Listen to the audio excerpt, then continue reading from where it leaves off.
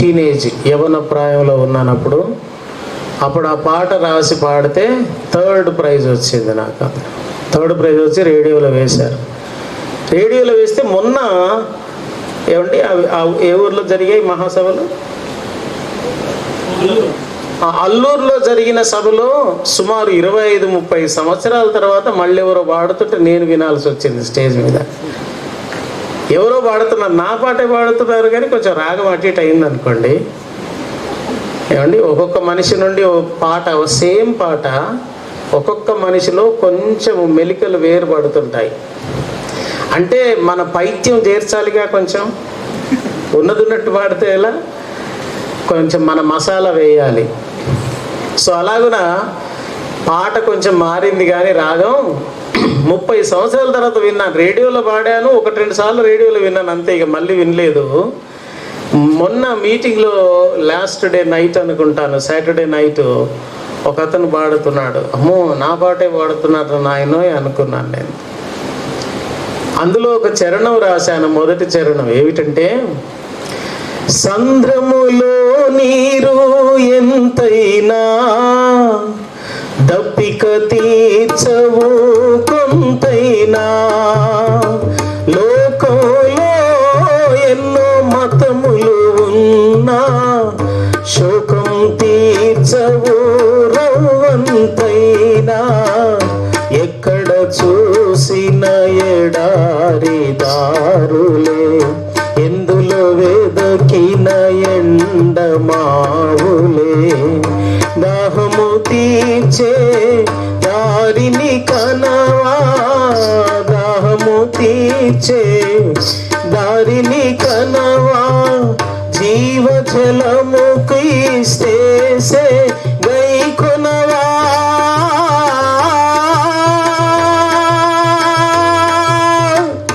అక్కడికే సాగించు పయనం, అందుకో జీవిత పరమార్థం, అనంతమైన ఈ లోకంలో అశాంతి జీవిత శోకంతో. సముద్రంలో ఎన్నో నీళ్లుంటాయి కానీ మనిషికి ఆ దాహమును తీర్చడం అనేది వాటి వశం. లోకంలో ఎన్నైనా మతాలు ఉండనివ్వండి, ఒక్క మతం కూడా మానవుని ఆధ్యాత్మిక దాహాన్ని తీర్చే ఆచారం అంటూ లేనే లేదు. ఉప్పు నీళ్లు తాగితే, సముద్రపు నీళ్లు తాగితే దాహం ఇంకా ఎక్కువ అవుతుంది. మనిషి మతాన్ని వెంబడిస్తుంటే వాడి ఆధ్యాత్మిక దాహం తృష్ణ ఎక్కువ అవుతుందే కానీ చల్లబడి అమ్మయ్య దాహం తీరిందిరా బాబు అన్న గ్యారంటీ ఎవడికి ఉండట్లేదు. కారణం ఏంటి? ఈ బండలోని నీళ్ళే దాహమును తీర్చగలుగుతాయి. ఇక వేరే ఎక్కడ వెళ్ళినా అది సముద్రపు నీరే. ఒకవేళ నీరుగా కనబడినా అది ఉప్పు నీరే. నీ దాహమును పెంచుతుంది ఇంకా, కానీ తీర్చడం దానివల్ల కాదు. ఒకే ఒక్క బండలోని నీరు నీ ఆధ్యాత్మిక దాహాన్ని పరిపూర్ణంగా తీర్చగలుగుతుంది. అది రెఫీదీములో జరిగిన మొదటి. రెఫీదీం అంటే విశ్రాంతులు అని అర్థం. ఈం అని వచ్చినప్పుడల్లా ప్లూరల్ అన్నమాట. హెబ్రీ భాషలో మహనయీం, కెరూబీం, సెరాఫీం, ఏమండి ఈం ఈం ఎలోహీం. ఎలోహీం అంటే సర్వశక్తి కలిగిన దేవుళ్ళు, తండ్రి, కుమారుడు, పరిశుద్ధాత్ముడు, 3 వ్యక్తులు. ఎలోహీం అని ఉంది అందుకే. కెరూబీం అంటే కెరూబులు, సెరాఫీం సెరాపులు, మహనయీం 2 సేనలు. అలాగనే రెఫీదీం అంటే విశ్రాంతులు అని వస్తుంది. మొదటి విశ్రాంతి క్రీస్తు అను బండలోని నీరు త్రాగితే దొరికే విశ్రాంతి. ప్రయాసపడి భారం మోయుచున్న సమస్తమైన వారులారా నా యొద్దకు రండి, నేను మీకు విశ్రాంతిని కలగజేస్తాను. యేసును త్రాగినప్పుడు దొరికే విశ్రాంతి. రెండవది, ఈ రెఫీదీములోని ఈ బండను కొట్టి నీళ్లు త్రాగారో లేదో వెంటనే అలాగున ఒక సైన్యం ఎదురొచ్చేస్తున్నారు వీళ్ళకి. ఎవర్రా అంటే అమాలేకీయులు. అమాలేకీయులు ఎవడరా, ఈ మా దేశం గుండా వెళ్ళడానికి ప్రయత్నం చేస్తున్నాడు, చంపి పడేస్తాం అంటూ యుద్ధానికి దిగారు అమాలేకీయులు. వీళ్ళకేమో యుద్ధం రాదు. 430 సంవత్సరాల పాటు వీళ్ళు ఇటుకలు తయారు చేయడం చేశారు పని, కానీ ఖడ్గం పట్టడం కానీ యుద్ధం చేయడం కానీ వీళ్ళకు రాదు. కానీ వీళ్ళు సడన్గా యుద్ధాయుధాలతో అమాలేకీయులు దిగారు. అప్పుడు ఏం జరిగింది? మోషే దేవుని వైపు చూడగా దేవుడు ఒక పద్ధతి చెప్పాడు. ఏమిటంటే, ఈ హోరేబు కొండ మీద, మీ జ్ఞాపకం ఉండాలి దయచేసి, కన్ఫ్యూజ్ కావద్దు. హోరేబు కొండకు బైబిల్ గ్రంథంలో 7 పేర్లు ఉన్నాయి. ఈ హోరేబు కొండకే సీనాయి పర్వతం అని పేరుంది. ఈ హోరేబు కొండకే దేవుని పర్వతం అని పేరుంది, పరిశుద్ధ పర్వతం అని పేరుంది, ధర్మశాస్త్రపు కొండ అని పేరుంది. మండుచున్న పొద ఈ కొండ దగ్గరే ఉంది. ఇలాగున సీనాయి అని పిలిచినప్పుడు అది వేరే అనుకోవద్దు, హోరేబు అని పిలిచినప్పుడు వేరే అనుకోవద్దు. ఈ ఒకే కొండకు ఉన్న 7 నామములు ఈ 2 నామాలు. అయితే వీళ్ళు అక్కడ మోషే, నేను, అహరోను, హోరు మేము ముగ్గురం వెళ్ళి ఈ కొండ మీద ఉంటాము. యెహోషువ, నీవు ఇశ్రాయేలులో 21 సంవత్సరముల నుండిన మగవాళ్ళనందరినీ తీసుకొని యుద్ధానికి వెళ్ళు. మాకు యుద్ధం రాదు కదా, మీరు నడవండి అన్న. సో అమాలేకీయులతో యుద్ధం ఎలా జరుగుతుంది అంటే, మోషే, దేవా నీ ప్రజలు ఓడిపోకూడదని 2 చేతులు పైకెత్తుతూ ఉంటే యెహోషువ ఖడ్గము అమాలేకీయుల మీద పడి చంపివేస్తుంది. ప్రార్థన చేసి అమ్మయ్య మనవాడు బాగానే యుద్ధం చేస్తున్నాడు, పర్వాలేదు అని ఇలా చూశాడు, చేతులు దించి అమాలేకీయుల ఖడ్గము ఇశ్రాయేలీల మీద పడుతుంది. అయ్యయ్యో ఎంత పని అయిపోయింది అని అహరోను, హోరు 2 వైపులా ఉన్నారు. వీళ్ళు తీసుకొచ్చి ఒక బండ తీసుకొచ్చి వేసి, కూర్చో దీని మీద, నీ 2 చేతులు పైకి పెట్టు, మేము ఈ భుజం కింద ఉంటాం అని వాళ్ళ తలలు భుజం కింద పెట్టారు. అలాగున సాయంత్రం వరకు కూడా మోషే చేతులు పైకి ఉన్నాయి. ఇశ్రాయేలీయుల ఖడ్గము అమాలేకీయుల మీద పడి నాశనం చేసి పడేసింది.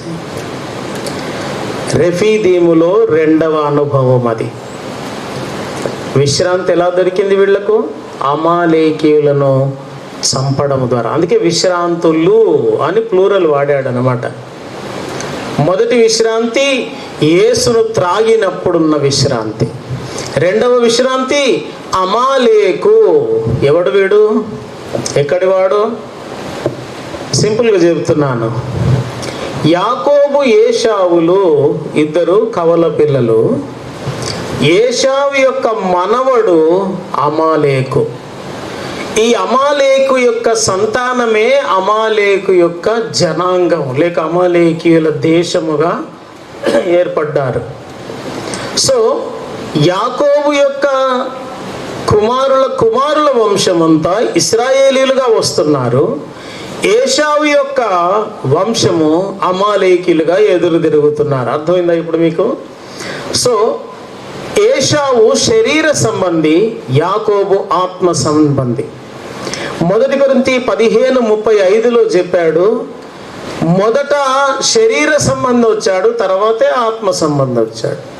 అలాగే మొట్టమొదట పుట్టినవాడు ఏశావు శరీర సంబంధి. శరీర ఇచ్ఛలను బట్టి ఆత్మ సంబంధమైన జ్యేష్ఠత్వాన్ని పోగొట్టుకున్నవాడు.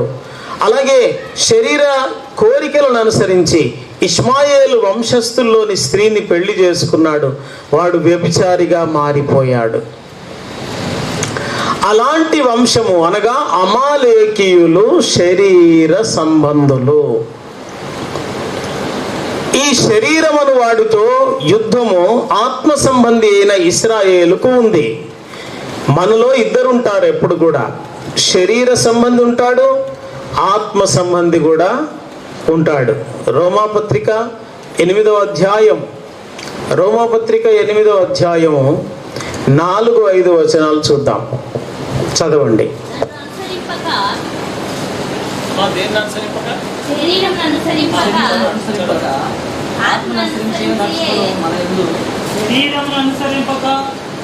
ఆత్మననుసరించి నడుచుకొనుచు మన యందు ధర్మశాస్త్ర సంబంధమైన నీతి విధి నెరవేర్చబడవని పాప పరిహారం నిమిత్తము దేవుడు తన సొంత కుమారుని పాప శరీరాకారముతో పంపి ఆయన శరీరమందు పాపమును శిక్ష విధించెను.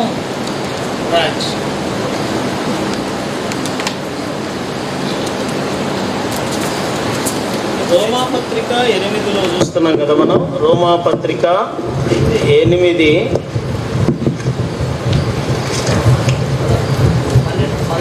5వ వచనము 6వ వచనం. శరీరానుసారులు శరీర విషయముల మీద మనసుంతురు, ఆత్మానుసారులు ఆత్మీయ విషయముల మీద మనసుంతురు. శరీరానుసారమైన మనస్సు మరణము, ఆత్మానుసారమైన మనస్సు జీవమును సమాధానమునై ఉన్నది. చదవండి ఇంకా. ఏలయనగా శరీరానుసారమైన మనస్సు దేవునికి విరోధమై ఉన్నది, అది దేవుని ధర్మశాస్త్రమునకు లోబడదు. శరీరానుసారమైన మనస్సు, ఆత్మానుసారమైన మనస్సు ఏమండి? అలాగున మొదటి పేతురు పత్రిక 2వ అధ్యాయం 11వ వచనం కూడా చూద్దాం.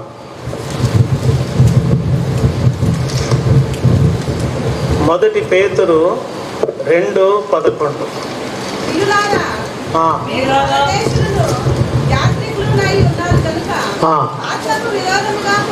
ఆత్మకు విరోధముగా పోరాడు. రైట్. ఇప్పుడు ఆత్మకు విరోధముగా ఎవరు పోరాడుతున్నారట? శరీరము పోరాడుతోంది. ఇక్కడ ఇశ్రాయేలీయులు ఆత్మ సంబంధులు, వీరికి విరోధముగా శరీర సంబంధులు పోరాడుతూ ఉన్నారు. అర్థమవుతుందండి? అమాలేకీయులు ఎవరు? శరీర సంబంధులు. ఇశ్రాయేలీయులు ఎవరు? ఆత్మ సంబంధులు. ఈ ఆత్మకు విరోధముగా పోరాడునది శరీరం. అయితే శరీరమును జయించే విధానం ఏమిటంటే కొండ మీద చేతులెత్తిన అనుభవం.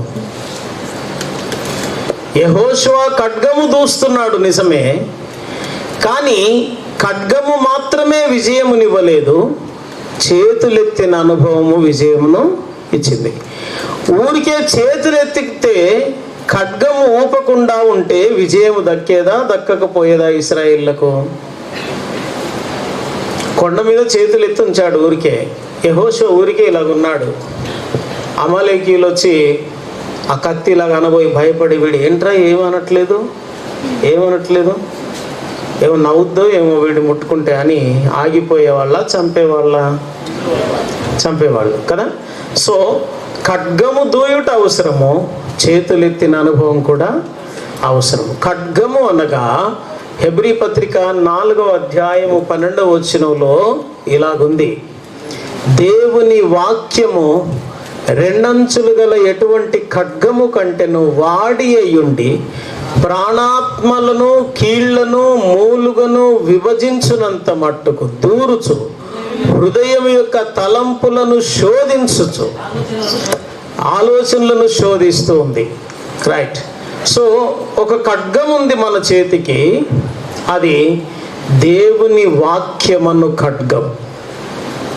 ఈ దేవుని వాక్యమను ఖడ్గం ఏం చేస్తుందంటే శరీరాన్ని జయించడానికి, శరీర ఇచ్చలను చంపివేయడానికి ఉపయోగపడుతుంది.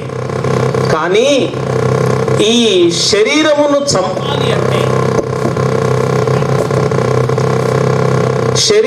చంపాలి అంటే కేవలము వాక్య జ్ఞానం ఉంటే సరిపోదు, దేవుని వైపు చేతులెత్తిన అనుభవం ఉండాలి. అనగా ప్రార్థనా జీవితపు అనుభవము ఉండాలి మన మధ్యలో.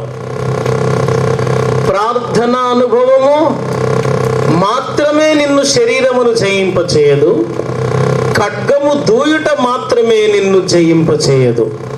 ఈ రెండు శక్తులు కలిసినప్పుడే శరీర ఇచ్ఛలను జయించి మనం ఒక యోగిగా, సాధువుగా మార్చబడగలుగుతాం. సాధు అంటే కాషాయ వస్త్రం వేసుకొని మరచెంబు పట్టుకొని భార్య పిల్లలను వదిలిపెట్టి అడవికి బొమ్మని కాదు. సాధు అంటే అర్థం ఏమిటంటే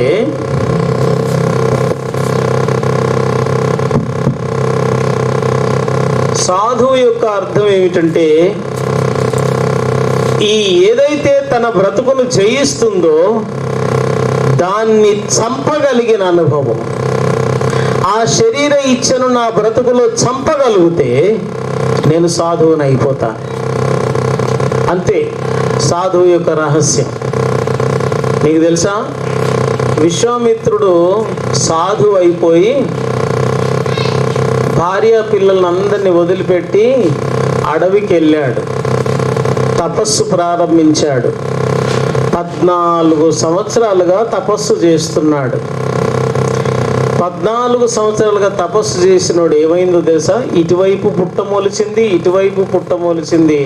ఆయన తపస్సు అయితే ఆగిపోలేదు.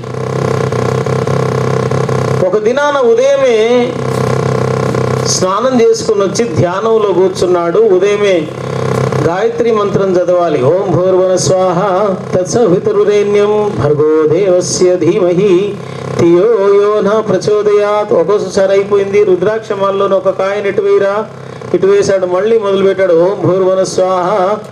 ఇలాగున మొదలు పెట్టాడో లేదో ఎదురుగా గజ్జల శబ్దం వస్తుంది. ఈయనను ఈ శ్లోకాన్ని మంత్రాన్ని వల్లింపనివ్వట్లేదు ఆ గజ్జల శబ్దం. ఇదేంటి 14 సంవత్సరాలు ఏ డిస్టర్బెన్స్ లేదు.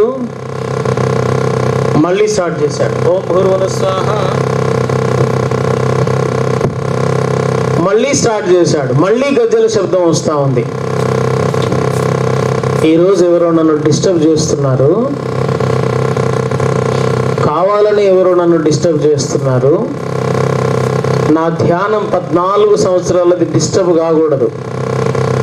వీళ్ళెవరో నన్ను డిస్టర్బ్ చేయడానికి వచ్చిన వాళ్ళని నేను కళ్ళు తెరిచి వాళ్ళను శపించేస్తా అని కళ్ళు తెరిచాడు గట్టిగా.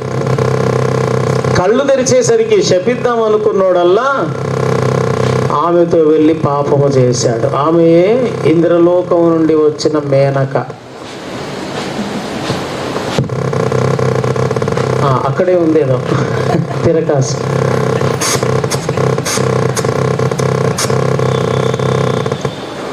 పద్నాలుగు సంవత్సరాల తపస్సు తుస్సుమన్నది అంతే.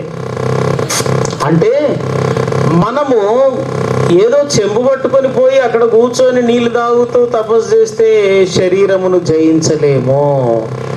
14 సంవత్సరాలు తపస్సు చేసినోడే శరీర ఇచ్చను జయించలేకపోయాడు. మరి ఎలా జయించగలమంటే అమాలేకు అనే ఈ శరీరమును జయించే విధానము దేవుని ప్రణాళికలో వాక్య జ్ఞానము ప్లస్ ప్రార్థన జీవితము రెండూ కలిసినప్పుడు నాలోని శరీరమును జయిస్తే నేను నిజమైన సాధువుగా మార్చబడగలుగుతాను. అది మనము మన శరీరాన్ని జయించే విధానం.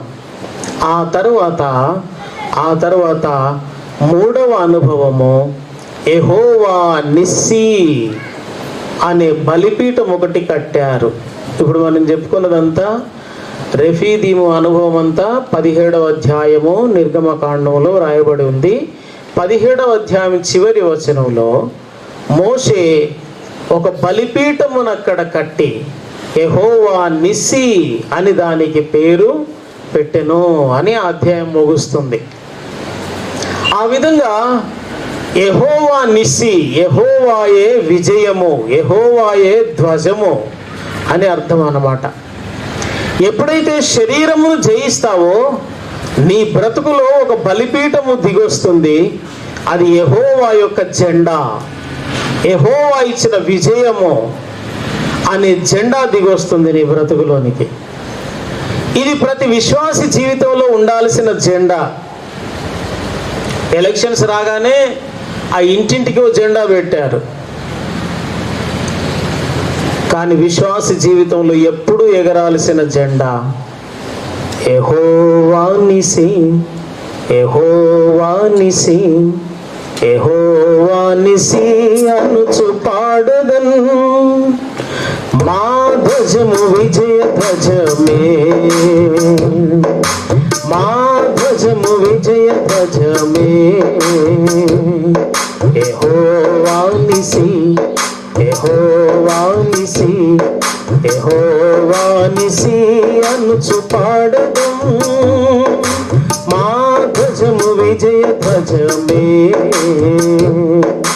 మా ధ్వజము విజయ ధ్వజమే. ప్రతి ఒక్కరు చెప్పగలిగి ఉండాలి. విశ్వాసులు ఊరికే మీటింగ్లు పెడితే వచ్చి కూర్చున్నాం, బాగానే జరిగాయి, బాగా బల్ల గుద్ది ప్రసంగం చేశాడు, ఎగిరిగిరి దునికాడు అని చెప్పుకోవడం కాదు. అర్థమైందా? అక్కడ సంగీతాలు బాగా వాయించారు, మైకు మధ్య మధ్యలో రిపేర్ చేశారు, ఇవి చెప్పుకోవడం కొరకు రాకూడదు మనం. ఏమండి, విశ్వాసి ప్రతి దినము చెప్పగలిగినది దేవుని ఎదుట ఒకటి ఉండాలి. ఈ దినము నేను శరీరాన్ని జయించాను, నా బ్రతుకులో యెహోవా ధ్వజము అనే, యెహోవా నిస్సి అనే బలిపీఠము నా బ్రతుకులో ఉంది. చాలామంది ఆడపిల్లలకు పెట్టుకుంటుంటారు, నిస్సి అని పేరు పెట్టుకుంటారు.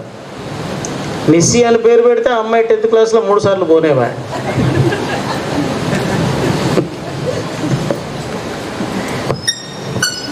టెన్త్ క్లాస్లో పోయినా పర్వాలేదు, తన ఆధ్యాత్మిక జీవితంలో ఆమె ఓడిపోకుండా ఉండగలిగిన రోషం ఉండాలి ఆ పేరు పెట్టుకున్నందుకు.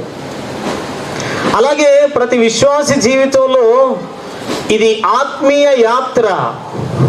ఇశ్రాయేలీల జీవితంలో యెహోవా నిస్సి అనే బలిపీఠపు అనుభవం ఎలాగ వచ్చిందో, విశ్వాసి ఆత్మీయ యాత్రలో కూడా ఆ అనుభవం ఉండాలి, ఆ మజిలీ ఉండాలి, ఆ మైల్ స్టోన్ ఉండాలి.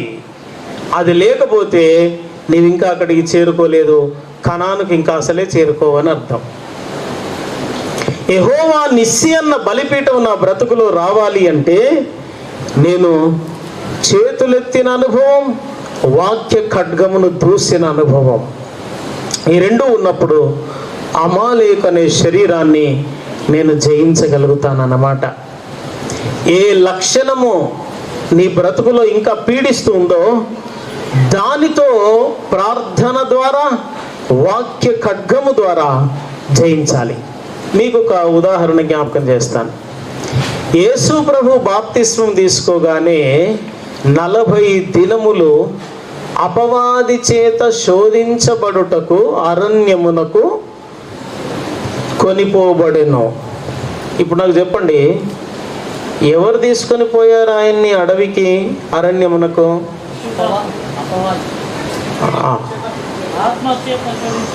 ఆత్మ, పరిశుద్ధాత్మన, దురాత్మన?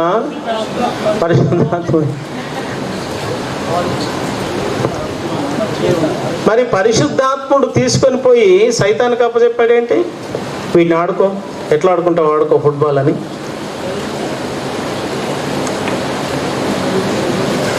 నేను వేసిన ప్రశ్న ఏదో మామూలుది కాదు, ముస్లిమ్స్ మనకేస్తున్న ప్రశ్న. దాన్ని మీకు మైండ్లో ఉంచడానికని వేశాను ఈ ప్రశ్న. పరిశుద్ధాత్ముడు తోడుకొని పోతే సైతానికి ఎందుకు అప్పచెప్పాడు? అపవాది ఆయనను దేవాలయపు గోపురం మీదికి తీసుకొని పోయి అనుందా లేదా? అపవాది తీసుకుని పోయాడు అనుంది. సో యేసుక్రీస్తు సృష్టికర్త, అసలు ఈ అపవాదాన్ని సృష్టించినోడే ఈయన.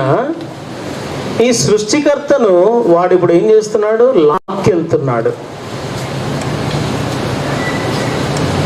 బైబిల్ చూస్తున్నా అసలు ఎవరు తీసుకొని పోయారని. ఆ బ్రదర్ చెప్పిందే కరెక్ట్, పరిశుద్ధాత్ముడే తీసుకొని పోయాడు. క్వశ్చన్ ఏంటంటే, అపవాదికి ఎందుకు అప్పచెప్పాడు?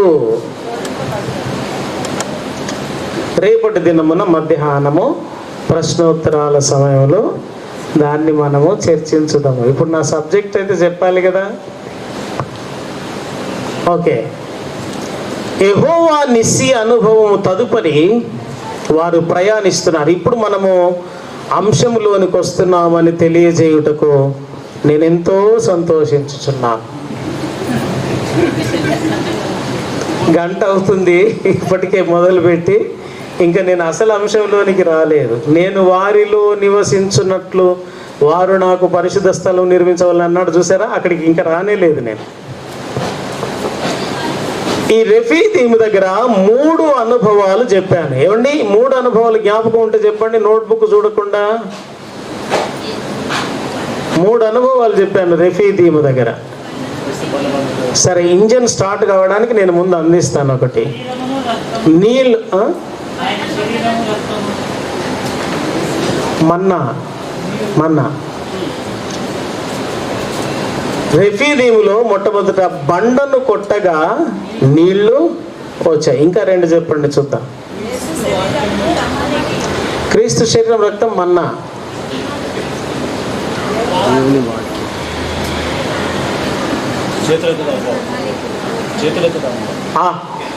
అమాలేకీలతో యుద్ధం.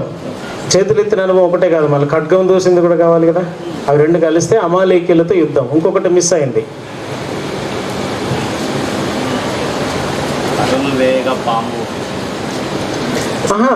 ఇక్కడ రెఫీదీము దగ్గర కర్రను వేస్తే పాము అవడం జరగలేదు. యెహోవా నిస్సి నీసి అని అరుస్తూనే ఉన్నా అయినా పోగొడుతూనే ఉన్నారు. బలిపీఠము కట్టిన అనుభవము. ఏమండి, యెహోవాయే విజయం అని బలిపీఠము కట్టిన అనుభవం. నీళ్లు, అమాలేకీలతో యుద్ధం, బలిపీఠపు అనుభవం. 3 రెఫీదీము దగ్గర జరిగినవి.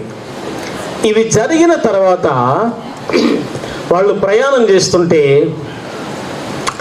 ఇదే కొండ, ఈ కొండకు ఇటువైపున అమాలేకీలతో యుద్ధం జరిగింది. మళ్ళీ ఇటువైపున వచ్చేసారు. ఇటువైపున వచ్చేసరికి దేవుడు అన్నాడు, మోషే 40 దినములు వాళ్ళని కిందనే ఉండి నువ్వు మాత్రం పైకి రా అన్నాడు. ఆ 40 దినములు ఆయన ఎక్కిన కొండ పేరు సీనాయి అని ఉంటుంది బైబిల్లో. కానీ హోరేబు కొండకే 7 పేర్లు, అందులో సీనాయి అన్న పేరు కూడా ఉంది.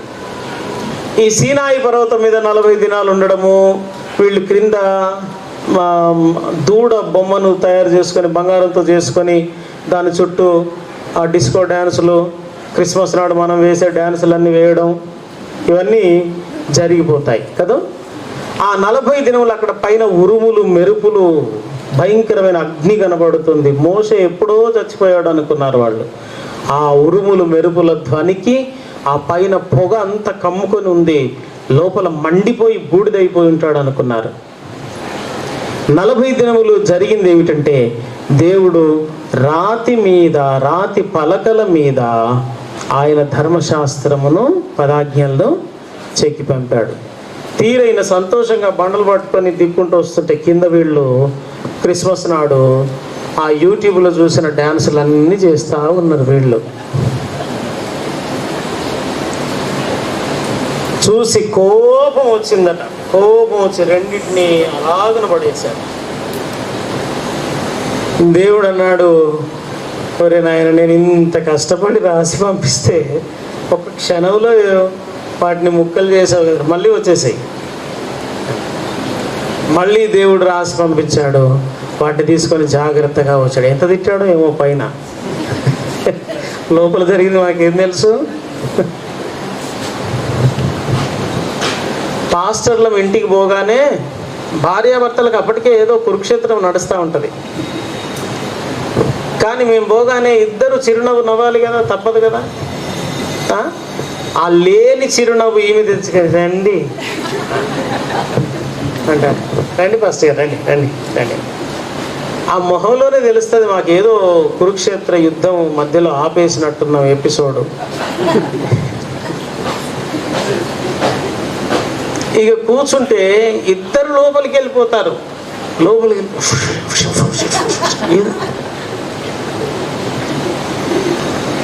జరిగిన తర్వాత మొత్తానికి ఏదో కవర్ పట్టుకొని వస్తారు. మళ్ళీ కవర్ పట్టుకొని వచ్చి, పాస్టర్ గారు బైబిల్ తిరగండి అంటారు. అంటే తొందరగా పొమ్మని అర్థం.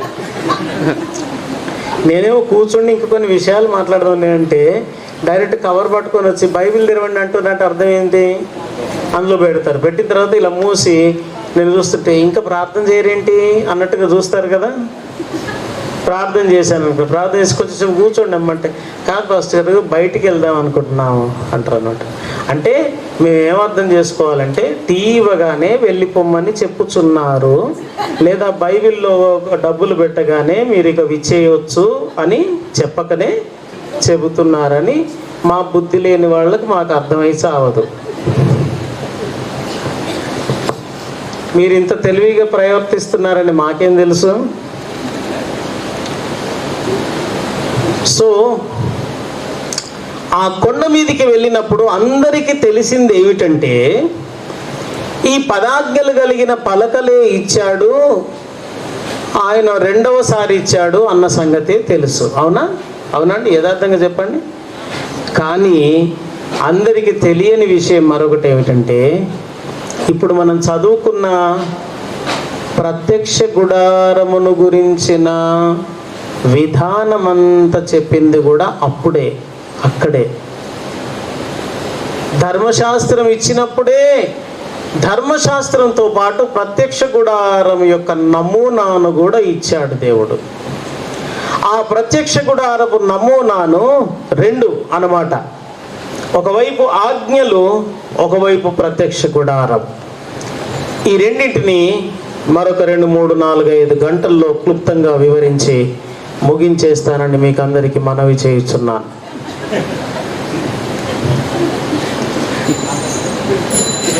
ఇప్పుడు 5 అయిపోయింది, ఇప్పుడు 2, 3, 4, 5 గంటలు ఏంటి? ఈ 2 విషయాలు మాత్రమే వివరించి నెక్స్ట్ నైట్లో మళ్ళీ ప్రత్యక్ష గుడారాన్ని గురించి వెళ్దాం. ఒకవైపు ధర్మశాస్త్రము, ఒకవైపు ప్రత్యక్ష గుడారం. ఎందుకు ఇవి 2 ఆల్టర్నేటివ్గా ఇచ్చాడు దేవుడు? ధర్మశాస్త్రం ఏమో పంటికి పన్ను, కంటికి కన్ను. నీవు ఏ చిన్న తప్పు చేసినా నీకు దానికి తగిన శిక్ష పడాల్సిందే. ఏ కొంచెము కరుణ, కృప, జాలి, క్షమాపణ అన్నది లేదు ధర్మశాస్త్రంలో. ఈ ధర్మశాస్త్రము సంపూర్ణమైనదన్నాడు.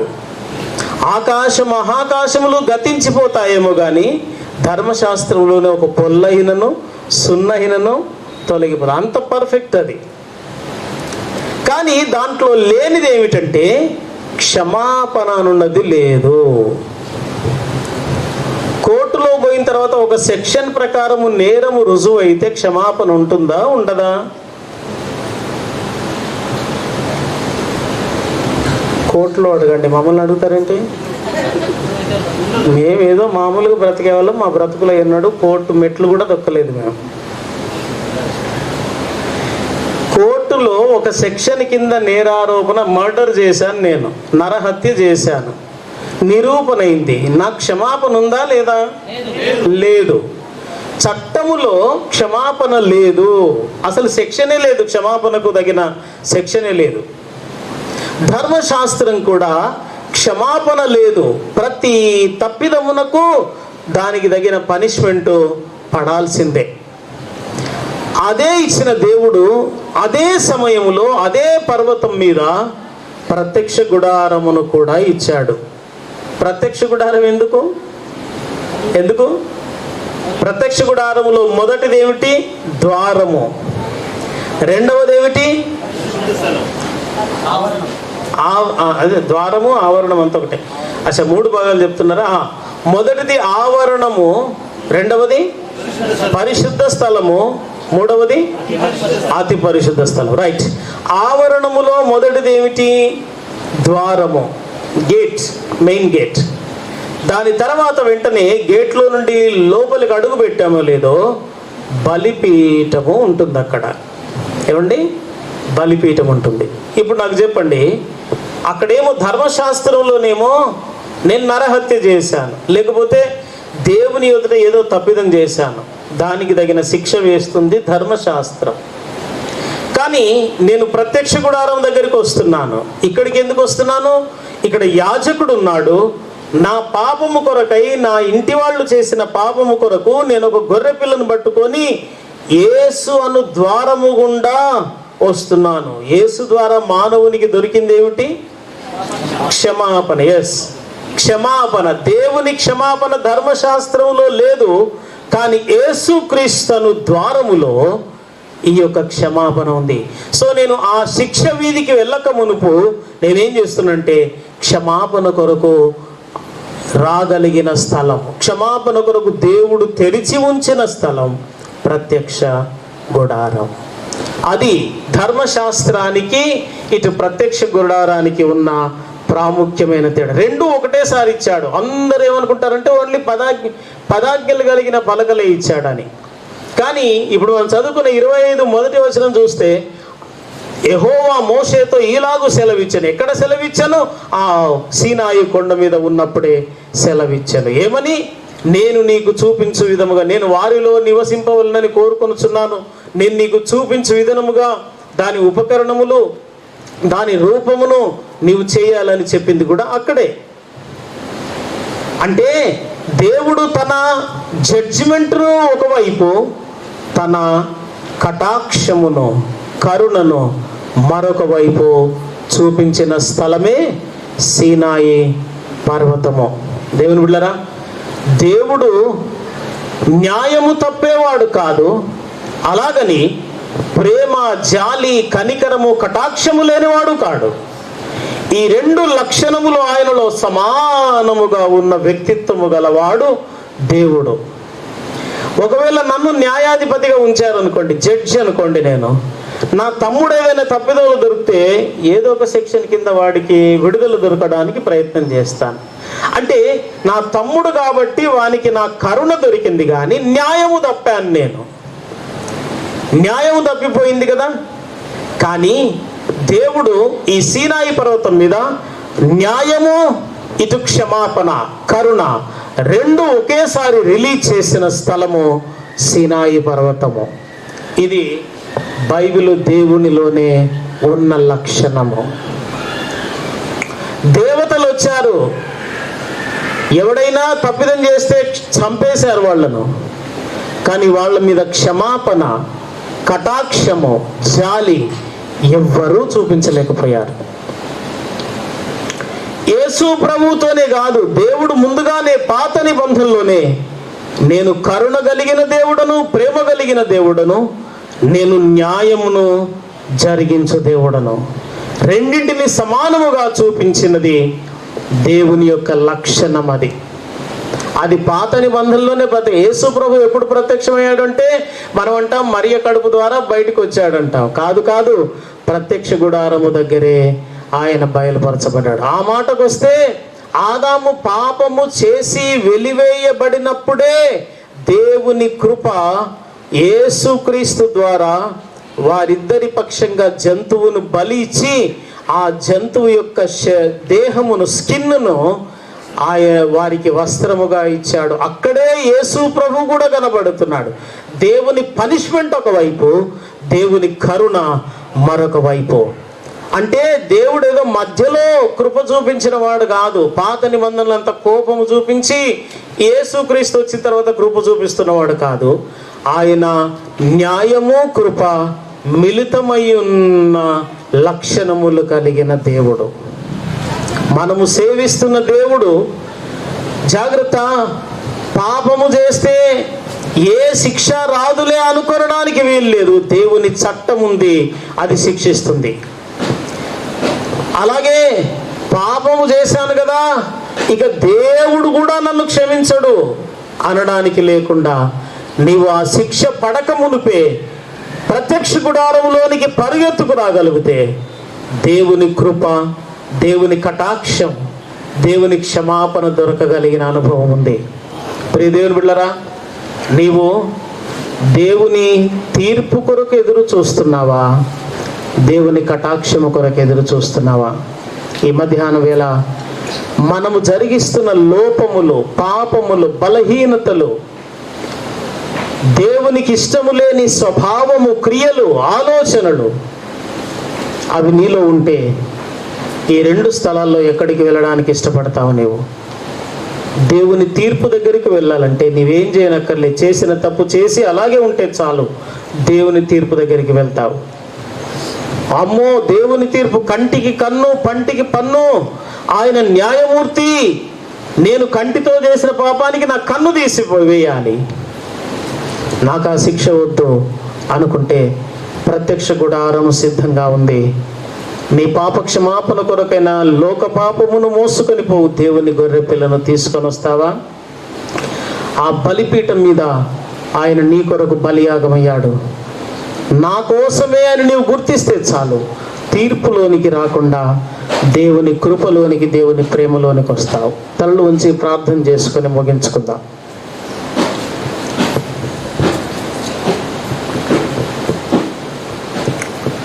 ప్రార్థన చేసుకుందాం.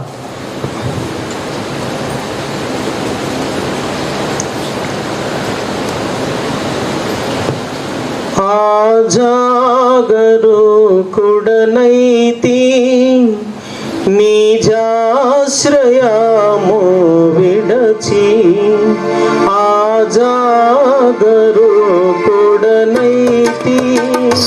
నిజాశ్రయము విడచి, కరుణారసముతో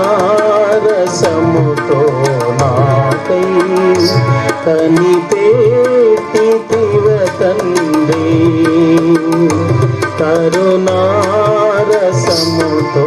నాకై కనిపెట్టితివ తండ్రి. ప్రియ యేసు నిర్మించితివి ప్రియమారనా హృదయం, ముదమారవసించునా హృదయాంతరంగమునా. ప్రేమ కలిగిన మా పరిశుద్ధ పరమ తండ్రి, ఈ సాయంత్రం వేళ నీ వాక్యము ద్వారా ప్రభు సీనాయి కొండ మీద మీరిచ్చిన 2 ప్రత్యక్షతలను మేము ధ్యానించడానికి మీరిచ్చిన కృపను బట్టి స్తోత్రాలు. ఒకవైపు నీ న్యాయము, నీ చట్టము, నీ ధర్మశాస్త్రము, కేవలము నీ ధర్మశాస్త్రము చేత మానవుని శిక్షించడమే కాదు, మరొక వైపు నీవు మరొక ద్వారాన్ని మా కొరకు తెరిచి ఉంచావు. అందులో ప్రేమ, దయ, తప్పించుకొని దాచబడిన అనుభవము, బండ సందులలోనికి ఎగరగలిగిన అనుభవమును మాకు ఇవ్వడానికై ప్రత్యక్ష గుడారమును మా కొరకు మీరు తెరిచి ఉంచారు. ఇప్పుడు మా ముందే వదిలివేశారు ప్రభువా. నీవు తీర్పులోనికి వస్తావా, లేకపోతే నా కరుణ దగ్గరికి చేరుకుంటావా? గొర్రెపిల్లని యేసుక్రీస్తు ద్వారా దేవుని కృపను ఆశ్రయించడానికి మీరిచ్చిన ఈ ద్వారము కొరకు, ఈ గుడారము కొరకు, ఈ ప్రత్యక్ష గుడారము కొరకు స్తోత్రాలు చెల్లిస్తూ ప్రభువా, ఇంకా ఎవరైనా యేసుక్రీస్తును గొర్రెపిల్ల ద్వారా ఈ యొక్క కరుణలోనికి రాకుండా ఉండి నీ తీర్పు కొరకు ఎదురు చూస్తూ ఉంటే, ఆ భయంకరమైన తీర్పులోనికి వారు వెళ్ళక మునిపే వారి పాపమును, దోషమును ఒప్పుకొని వారి పాప ప్రాయశ్చిత్తము కొరకై గొర్రెపిల్లైన యేసుక్రీస్తును ఆశ్రయించి ఆయన బలిపీఠం మీద జరిగించిన కార్యము దగ్గరికి చేరుకొని గుడారములో ప్రవేశించి దేవుని ఉగ్రత నుండి తప్పించబడినట్లు కృప చూపించండి. ఈ వాక్యమును మా అందరి హృదయంలో స్థిరపరచి భద్రపరచుమని యేసు నామమున ప్రార్థించి స్తుతించి మమ్ములను మేము నీకే మరొకసారి ప్రతిష్ఠించుకుంటున్నాము మా పరమ తండ్రి. ఆమేన్.